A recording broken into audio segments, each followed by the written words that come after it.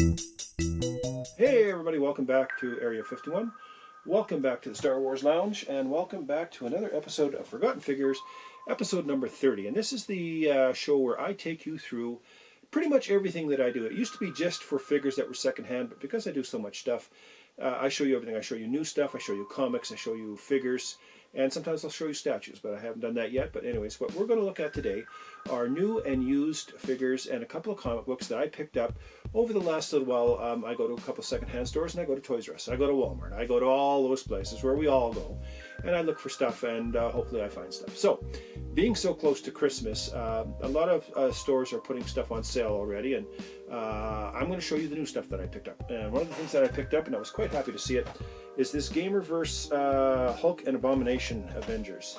I picked that up, and I paid a whopping $9 for this. It's nice to get a 2-pack. These are, they're kind of 6-inch, but they're more 5.5. Hopefully you can see that. Is that too dark? But anyways, there is that, and there on the back is the rest of the deal. And this is the Gamerverse. So that's Hulk and Abomination, $9. So I thought, yeah, no kidding, I'm not going to go wrong in that. And then I picked up another one, which was Iron Man and Taskmaster, which we know is going to be, I think, in the what movie? I want to say Black Widow. Am I right with that? Maybe I'm wrong. But anyways, $9 for the Gamerverse Iron Man and Taskmaster, and he looks pretty good. And on the back is the same jargon that you saw in the other one.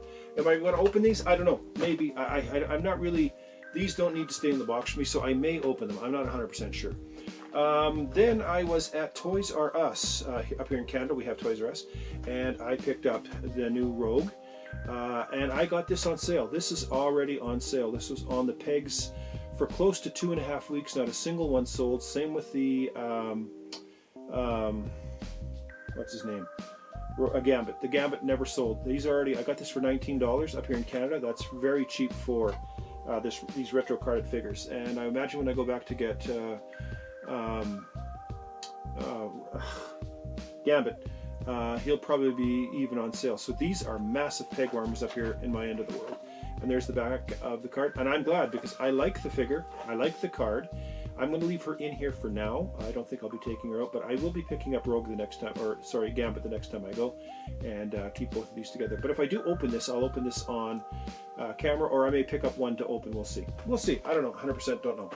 Then I walked in just as they were putting these up, and these are the Fantastic Four Doctor Doom, and comes in a white box, and this is what Doctor Doom looks like. I'm going to open them up for you here.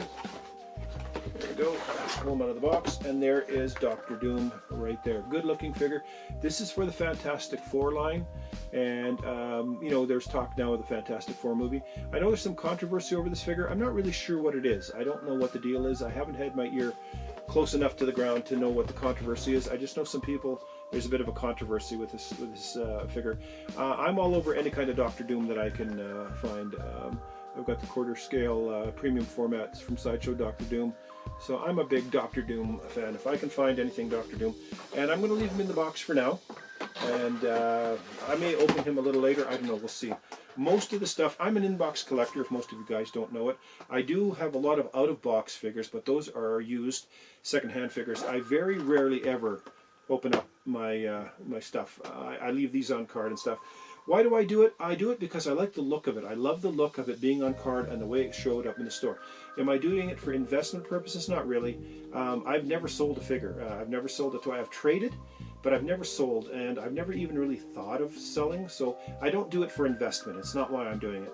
I just like the look of it on the card. It's the one thing that always caught my attention when I was a kid. Was the packaging and the carding, and I mean, you got to admit, with this Rogue, the card just looks totally amazing. And when I show Doom, I will probably show him out of the box. I will save this box, but I'll show him out of the box. I may open these two, I don't know. But anyways, that's all I've got for new stuff. And now we're going to go to Street Scenes, and I am going to show you the comic books. I picked up 2 comic books, and the used figures that I found. This is always my favorite part of this whole thing. I love to show you the used figures that I found because I so enjoy showing them, and I do it on my Street Scenes diorama. So let's go to Street Scenes and have a look at the used figures that I picked up this. Okay, so let's start off with the comics that I found, and this is from a company called Arcana, and this is a book called Cade. And it's Cade number 3, And I also found Cade number 4. Now I put these up on Instagram because I'd never heard of this line before and I'd never heard of this character before. But Bad Avenger, who's a very good friend of mine and a very knowledgeable comic connoisseur, said it is a great read and great art. And he's right, the art is really good. These books are a little rough because they were in just a plastic bag in a secondhand store, so they're all right. But they're nothing that you would ever grade or anything. So I'm going to read these. I don't know anything about it, so I'll give you an update on that. So let's move on to the figures. This one is very cool, and it took me a little while to figure out exactly who this was. This is from 1995. It is from Wetworks. It is a McFarlane werewolf, and he is very cool, very beefy. He's got a furry tail, and you can pose him this way, or you can put his head straight out and move his hands forward and pose him that way if you wish as well. He looks cool either way, but man, he's got an absolute bushed out tail there. That looks amazing. So like I said, it took me a little, I kind of prefer him standing like this. I think he looks just not much cooler standing like that. But that is the Wetworks werewolf from 1995, a McFarlane Toys. Looks awesome. Move him over here. Next up, when I saw this, I wasn't sure. Now, one of the reasons why I picked this up, and hopefully I can get him to stand. One of the reasons, and I'll bring you in a little closer, is one of the reasons I picked him up is because I knew right away when I was looking at him, because he's made out of 2 different forms of plastic. His arms and his legs are made out of like a PVC, and his body is made out of hard plastic, and I could tell that there's discoloration between the two. That's when you know that it's an old toy, when you see that. I figured this might be a Dick Tracy character. It's actually not. It's from 1990. It's from 1988 Police Academy, and this is Officer Mahoney. I don't know if you remember him, but I'm assuming after the movies there was an animated series, and this is what the animated character looked like. And he has been played with quite a bit. He is missing his baton that would go in this hand, but I'm sure I'll come across it somewhere along the way. But that is Officer Mahoney from Police Academy, which I loved. I thought Police Academy was fantastic. Moving on, one of my favorite lines to collect, of course, is Lord of the Rings. This is Saruman from 2001. This is by a company called Applause. And he is supposed to obviously have his staff in his hand. He doesn't have it. There's an action on the side right here. You can see the lever right there. And when you pull that action, his staff hand goes up and down. And in his other hand, he is supposed to have, you can see there's like a little magnet deal there. And I think that is that sphere that he holds. What do they call it? The eye of something, rather. Anyways, he is missing some, and that's one thing about these kind of toys, and I always make this disclaimer, is that there are always pieces missing, because these have been kicking around in a toy box for years, well, since 2001, so 19 years ago this was bought, so I'm happy just to find them as they are, and usually I come across the accessories later on, and these are the kind of things that I like to find. This I found in a bag, and I kind of recognized it right away. I knew it was a shredder, but this is a San Diego Comic-Con exclusive shredder, and it's with the cape. And for my friend Marcello, it has a removable helmet, which he really loves, and he's got that battered up face. So you can show him with the helmet on or off, and the cape, of course, is made out of plastic, and it slips on and off as well. But I have been finding a lot lately of the San Diego Comic-Con exclusives at this secondhand store, so I'm assuming somebody had a collection, and they got their collection cleaned up and end up with these San Diego Comic-Cons. I think they're amazing, and I'll take them every single time, so I think they look cool. So I'll just move them out of the way. Now, if you guys follow my Instagram, you know that I sought some help on this one because I didn't know who this was. So I took a picture of him, put him up my Instagram, and I said, hey, does anybody know who this is? And whoever can get it street cred mentioned on my channel. Well, Ash Anakin came up with it, and this is the 2007 McFarlane Spawn Cyber Unit Green Guardian. And there's quite a few of them, but he looks amazing in this line.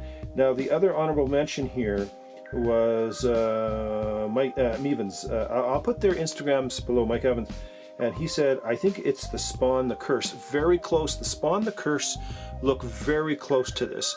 The Cyber line is just a little bit more robotic and cyber, but that was a very, very close mention. And then Funkoff, number 1, said it's got to be Future Ash with a tech suit. So no, completely wrong there. But anyways, thank you guys for playing along with that. That helped me out. And Ash, you're the big winner. Ash knows his toys, and that's what this is. This is a McFarlane Cyber unit, and this is the green unit. Very cool. I love the dual chainsaw blades there. That's very cool. I'm going to put him down here. Now this is from the Max Steel line. This is Ferris, and it's called Dual Strike. Now Ferris does a couple of things. If you take his arm and you put it down here, like that, and you can extend the gun out. Oh, you can extend the gun out. He's got a little deal in the back here, and it comes up like that. And I'll show you that from the side. It comes up like that. And if you press his chest, the gun lights up. You can kind of see the gun lighting up. Hope the light is not too bright. You can see it. So this is from the Max Steel line. I've got a lot of the robots from Max Steel, and then that folds back there, and you can show them like that. It all depends which way you'd like him to see him. But this is from the Max Steel line, and his name is Ferris. Kind of a cool figure. And again, being a used toy, here's a classic example of what I'm talking about. This is 2001 Legolas. He has no arrows in his quiver. He has no bow. And this is from the Fellowship of the Rings. I do believe I have some of the arrows, and I know eventually I'll find the bow probably, and I will set him up. Now, I do believe he had an action here. Yeah, if you squeeze his legs, it's like he reaches for an arrow, pulls it out, and puts it in the bow. Pulls it out, puts it in the bow. I do have quite a few of these Lord of the Rings figures, and I'm sure that I do have some of the bows, or for some of the arrows for the quiver, and I may actually even have a bow. We'll see. But that's what happens when you buy used figures. Again, you know, you're missing stuff. This stuff was from 2001, so 19 years old. So what do you? And from the same line, 2001 Lord of the Rings. This is just called an orc. That's all it is. It's one of the orcs, and I think this is one of the ones that we saw. Talking to Saruman at some point in time. I can't remember, but it's just one of the orcs. And I always know when I find one Lord of the... I found the Saruman first, and once I found Saruman, I knew I was going to find others. And that's how it usually goes. Somebody brings in a small collection. And I'm not sure if this guy had any accessories. If he did, well, they're no longer available. And then, also from 2001 Lord of the Rings, this is Frodo with Sting. Sting is in his right hand. He has no cape, but I know I have a cape for this because a couple of months ago, I bought a great big huge bag of capes that I knew were Lord of the Rings. I think there's 10 capes in there, and I know there's a Frodo cape in there. So I will complete this with that Frodo cape out of the inventory that I picked up a little while ago. He has no action, no movement. He just kind of stands there like that. Very hard figure to stand up.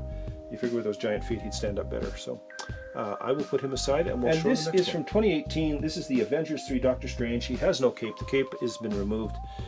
He does have the Eye of Agamotto there. You know, kind of looks a little bit like the actor, and also looks like a little bit like the comic book character, but he is missing his cape.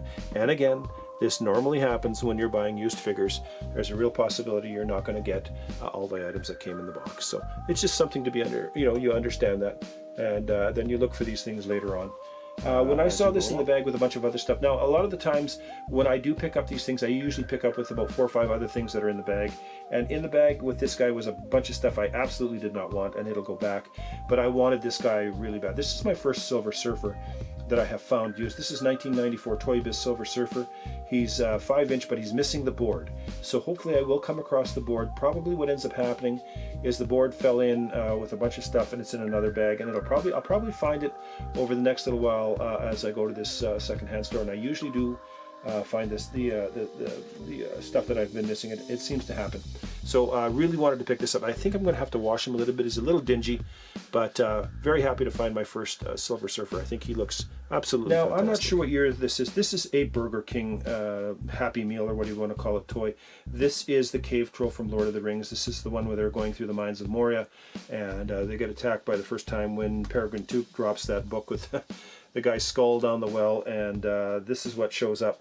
Now, the only thing that moves is his arm moves and his head moves, but that's about all. But I mean, he's kind of a cool, considering you get him with the price of the meal. I think he looks okay.